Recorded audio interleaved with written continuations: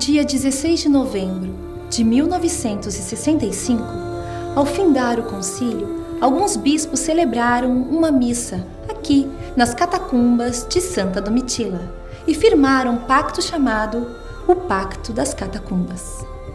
O Beato João XXIII ainda falou sobre a importância da pobreza. Agora, aquilo não colou muito não deram muita atenção não. A partir da segunda sessão, quando se começou a aprofundar mais a coisa e vendo que igreja realmente, para seguir Jesus Cristo, tem que ser uma igreja pobre, voltada para a pobreza. Não é pobreza, miséria, passar necessidade das coisas não, mas é de você se contentar com aquilo que é necessário para você. Então aí os bispos começaram a ver que a gente tem muita coisa que não é importante não. E no final dos 4 anos, um grupo de bispos quis celebrar nas catacumbas. E lá convidamos os que quisessem assinar um certo compromisso, um pacto chamado das catacumbas, em que nós aceitávamos que os pobres tivessem um lugar especial em nossa vida pastoral. E eram cerca de 500 bispos que assinaram o pacto das catacumbas. Eu participei dessa celebração e ali se tomou um compromisso, pelo menos daqueles bispos assim, com a sua preocupação e a sua atividade em torno do que os pobres podem fazer para sair daquela situação. Não era só o problema de fazer para, mas é o fazer com, e fazer com que ele possa tomar também coragem da transformação da sociedade. Esse grupo, então, se reuniu e tomou um compromisso. A igreja dos pobres, né? Uma igreja não só que vai ao pobre, mas uma igreja que se desveste dessa atitude de poder, de dominação, até nas próprias vestes, nas próprias, até falava até uma residência, meio de transporte. Aí os bispos, os pastores tinham que participar da vida do povo, ser mais simples com o povo. Que o bispo fosse mais humano, que ele às vezes se vestia de tantas coisas que era difícil descobrir quem era bispo dentro daquilo. Foi um negócio que provocou na igreja uma mudança muito grande. O bispo, voltando do concílio, deixou o palácio que morava, tinha o paço episcopal, deixou. Foi morar onde? Numa casa bem simples no meio do povo. E o palácio? O palácio foi para as obras sociais, para a Caritas, para direitos humanos, etc. Então isso fica lá no palácio, né? E o bispo mora numa casa, em tal rua, não é? Bem simples, tem tudo direitinho, é bem simples, né? A não ser como Dom Helder que exagerou. Dom Helder foi morar na sacristia da Igreja das Fronteiras. Deixou o Palácio dos Manguinhos, né? Foi lá para a sacristia. Então fizeram uma divisão lá no fundo da sacristia para fazer um banheiro para ele. O gabinete dele era toda a sacristia, livro para toda parte, cama não precisava, porque nordestino precisa de cama, dorme na rede. Dom Helder nunca teve secretária, então era ele mesmo que ia atender. Alguém tocava, a porta era lá na rua, né? Dom Helder passava aquele corredor todo e abria a porta para a pessoa. Dom Helder, não faça isso, é um risco. Você acha que alguém vai fazer alguma coisa comigo? Então, deu o maior testemunho de pobreza do Dom Helder, né? A igreja é dos pobres, senão não é a igreja de Jesus Cristo. E, no entanto, não houve ainda o concílio dos pobres. Houve o concílio da modernidade. A Gaudium et Spes é um hino lindo de reconciliação com a modernidade, com as realidades terrestres. Mas com os pobres que são machucados, não houve. Então, espero que o concílio próximo seja sobre os pobres e que ele possa apresentar ao mundo o projeto de Jesus, o único projeto que explica a existência das igrejas no mundo. Medellín foi, sem dúvida, o Vaticano II da América Latina, mais avançado que o Vaticano II. Porque no Vaticano II a opção pelos pobres foi de uma minoria quase clandestina, comandada por Dom Helder Câmara. Medellín fez a opção pelos pobres. Medellín fez a opção pelas comunidades. Medellín fez a opção pela militância a partir da fé. Eu digo sempre que em toda a história da Igreja na América Latina e no Caribe não tem tido nenhum acontecimento como Medellín. É o nosso Pentecostes também, Medellín. concílio nasceu dentro da ditadura militar. 64, 65 termina o concílio. E aí nós tivemos que tomar a posição mesmo, que é aquilo que nos animava, o próprio concílio, na defesa dos pobres, dos interesses dos pobres. E aqueles que não eram pobres se incomodaram disto e começaram então a perseguir. Nós, bispos do Brasil e um pouco da América Latina, tínhamos uma tal preocupação em ajudar a manter a autoridade. Sem autoridade é o caos. E ajudar a manter a ordem social. Então nós tínhamos uma ligação muito estreita com os governos e com os ricos. O curioso é que neste tempo ninguém nos acusava de fazer política. Parecia muito normal que a igreja estivesse sempre ligada aos poderosos. O Helder foi proibido até mesmo de se ouvir falar o nome dele no meio de comunicação social.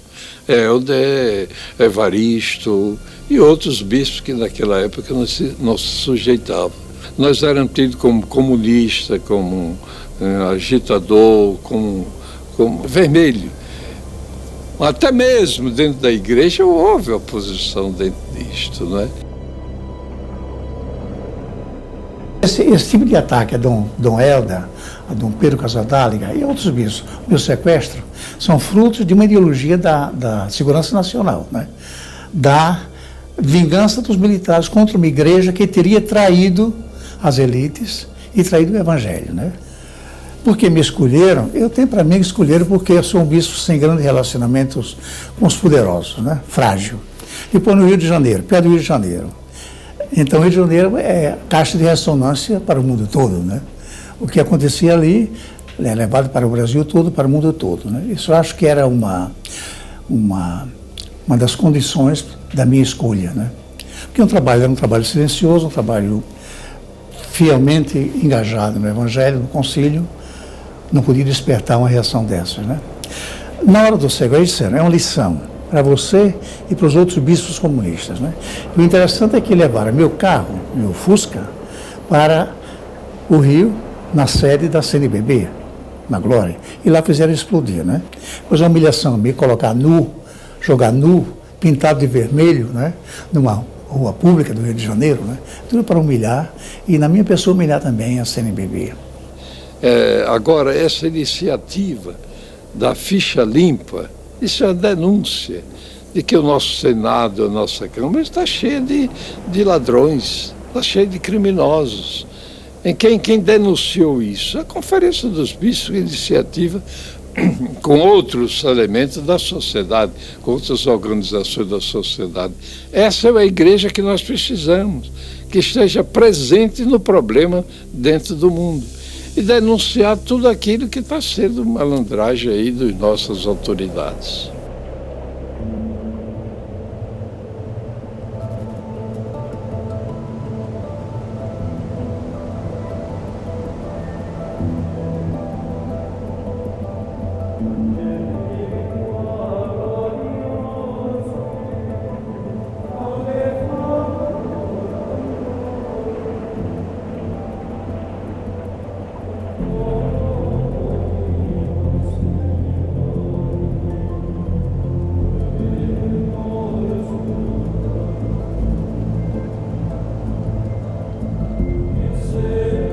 Eu vi a renúncia de Bento XVI, foi do ato de humildade, ao mesmo tempo de coragem, né? Porque não é fácil deixar assim um posto tão importante na igreja e no mundo, mas sobretudo que eu admirei muito, e acho que a grande coisa, ele deu uma demonstração de amor à igreja profundo.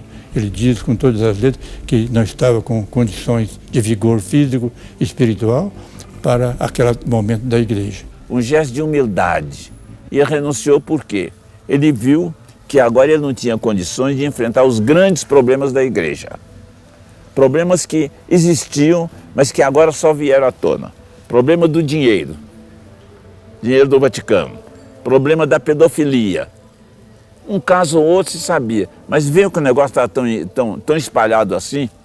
Então o homem viu na idade dele e no contexto de vida dele, que ele sempre foi um intelectual, ele viu que estava muito pesado para ele. Então o fato de renunciar, quem está ali naquela posição, realmente foi um gesto maravilhoso para a igreja. Essa maravilha continua com a eleição do sucessor dele. Que, ó, você vê nas pesquisas, ninguém falava em Bergoglio, né? Ninguém falava, né? E vinha um homem que não é da Europa, é aqui da América, né? O Papa é argentino, mas Deus é brasileiro. Então, esse homem começa de uma maneira assim, tão simples, né? Na hora que ele está fazendo a primeira apresentação lá, estão apresentando, o Papa foi escolhido, ele pede a bênção do povo, para rezar por ele, né? E não fica sozinho. Até hoje ele não foi para o palácio, onde é que fica, continua lá naquela Santana, né? Naquela casa, onde ele ficou hospedado e os outros também ficaram hospedados. O Papa sempre ficou sozinho, tomou as refeições sozinho. Esse não, está lá com os outros, né? O Papa tinha sempre as atitudes, tinha um negócio todo arrumadinho. Esse chegou lá, já está usando um sapato diferente, a simplicidade dele. Depois a maneira do contato com o povo. Ele tem tomado umas atitudes que têm provocado uma reação negativa da parte de muitos que estão pensando numa igreja, aquela igreja como eles conheceram, né? Em que o Papa é tudo, etc, etc. Esse homem, por exemplo, na Quinta-feira Santa, lavou os pés de 2 mulheres. No meio dos 12 apóstolos, tinha 2 mulheres, né? E uma delas muçulmana, né? Quer dizer, é um negócio. Aí logo um teólogo disse que não é possível, o Papa não podia fazer isso. Jesus Cristo não lavou o pé de mulher nenhuma. Nem sei se Bergoglio conhecia o pacto, né? Acho que é uma primeira coisa, porque não, em muitas igrejas não foi difundido, não foi assumido como uma herança do concílio. E eu penso que é uma das heranças mais importantes e foi a primeira recepção. 15 dias antes de terminar, os bispos já disseram, nós vamos receber o concílio nessa linha, né? Mas eu digo assim, ele, talvez mesmo sem conhecer o pacto, ao assumir o nome Francisco e declarar publicamente que ele pensou no nome quando o cardeal Umes o abraçou e disse, não se esqueça dos pobres, e ele diz, me veio na mente o nome de Francisco por causa dos pobres. E se a gente lê a Evangelii Gaudium, ele dedica como a primeiro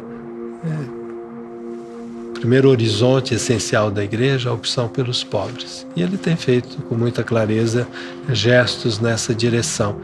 Então eu penso assim, ele faz parte de uma herança dentro da igreja que o Pacto das Catacumbas soube colocar à frente, tornar viva, e que se transformou na opção pelos pobres da igreja latino-americana. E aí sim, Bergoglio vem dessa corrente da igreja latino-americana atenta aos mártires, aos pobres e à luta pela justiça.